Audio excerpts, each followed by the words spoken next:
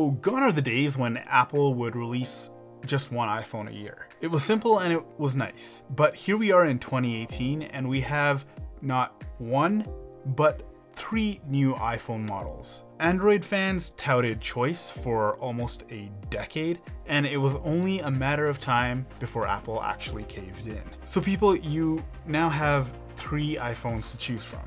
And although the XR isn't necessarily a budget phone, I'm sure we can all agree that it's there to reach a larger audience. So for this review, we chose the iPhone XS Max, the iPhone XS Max, iPhone excessively massive. Yeah, they really need to work on their naming schemes.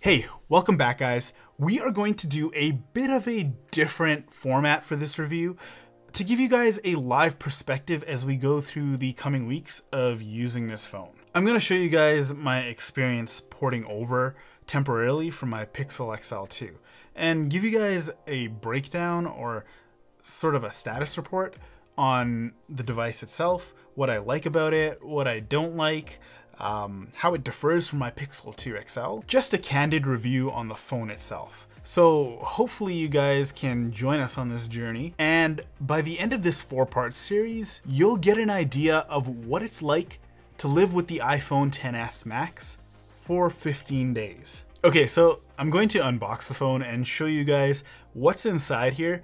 I'm sure most of you have already seen a ton of unboxing videos, so I'm going to be really brief. I'll give you my opinion on what they didn't include in here, because I have something to say about that. So when opening up the box, we're first met with this instruction booklet.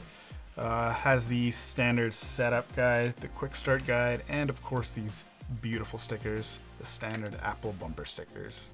Gotta have that. We got the phone itself in all its glory. Check that out, that beautiful gold color. The charging brick, which I am not too pleased about.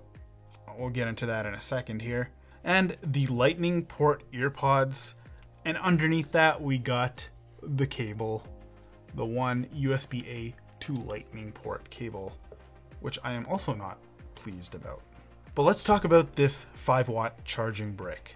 For many of you who aren't familiar with wattage and how it affects your charging time, a 5-watt charger is slow at charging phones these days. Apple supports fast charging up to 30 watts, which will get this thing juiced up a lot quicker than what we have included in the box. It's 2018 and most of these phones include a fast charger in the box, but Apple's decision to omit this, it's frankly disappointing and inexcusable at this price point. Not to mention, we have a USB-A to lightning connector cable. So if you haven't noticed, the new MacBooks don't have a USB-A port.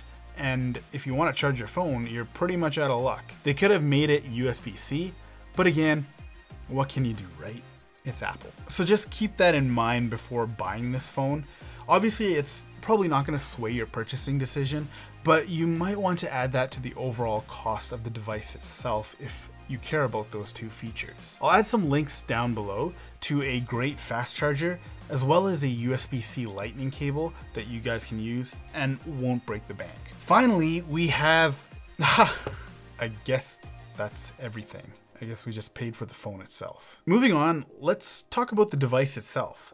I got the gold variation of it, and I love it. I mean, it looks a little bit pink, maybe offset of pink, I suppose, but the color overall is subtle, not too gaudy, you know? As you can see, I have the Apple Watch Series 4 with me. It's charging here, so I'll set that up as well and use it while I'm reviewing this phone. And we'll also do a separate review on the Apple Watch. So make sure to hit that subscribe button so you get the latest on that when it comes out. Okay, so let's kind of go around the device and show you guys what this device has.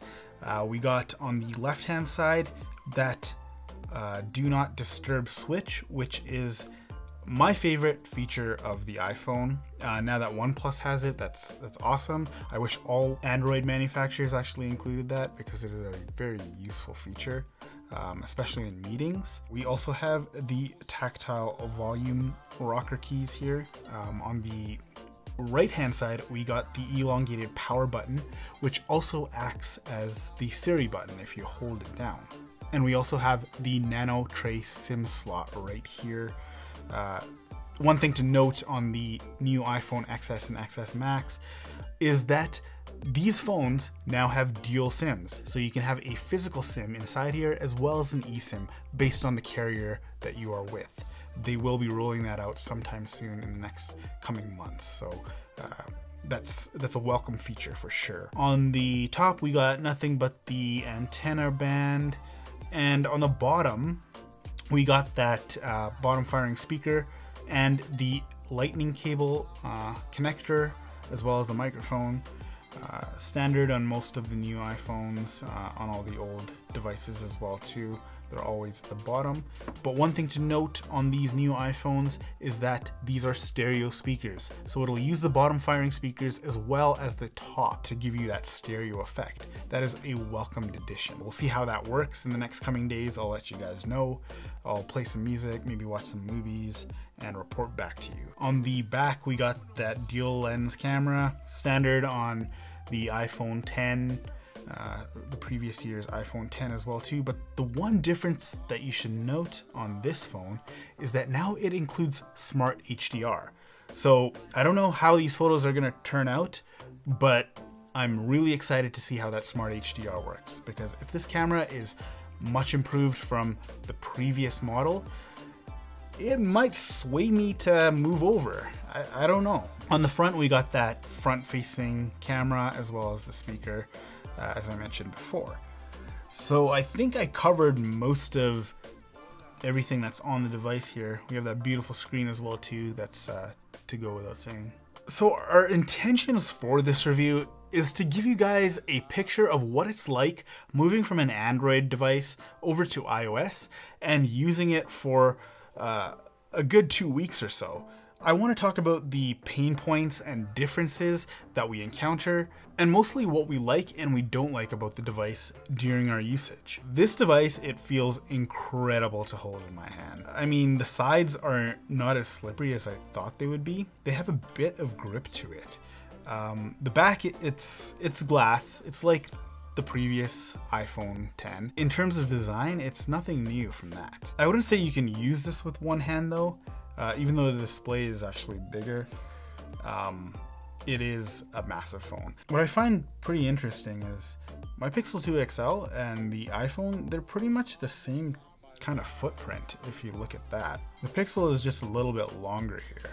It's difficult to go from edge to edge. I can't really do that with one hand, and my hands are pretty big. You'd have to use two hands for the most part. I can tell you it's heavy as well. This thing compared to my Pixel 2 XL, it's really heavy.